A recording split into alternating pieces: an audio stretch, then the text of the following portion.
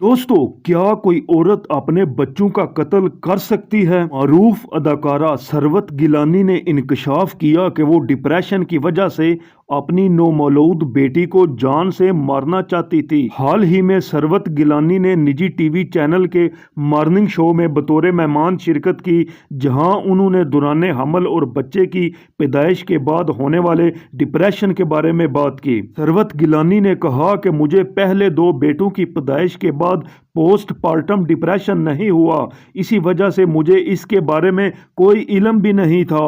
लेकिन इस बार जब बेटी की पैदाइश हुई तो मुझे शदीद पोस्ट पार्टम डिप्रेशन हुआ। कारा ने कहा, मैं पैदाइश के 4 दिन बाद अपनी बेटी से हॉस्पिटल में मिली, क्योंकि मेरी भी सर्जरी हुई थी और मेरी नौमौलूद बेटी की तबीयत भी ठीक नहीं थी। इसी वजह से डॉक्टरों ने हम दोनों को अलग अलग वार्ड में दाखिल किया हुआ था।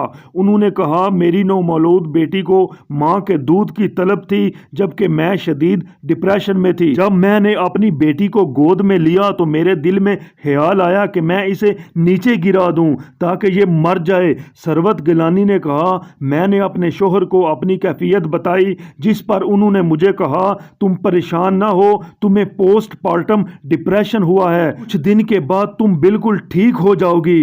अदाकारा ने कहा कि उस वक्त मुझे पोस्ट पार्टम डिप्रेशन के बारे में मालूम हुआ। मैं चाहती हूं कि हर मर्द और औरत को इसके बारे में आगाही लाजमी होनी चाहिए।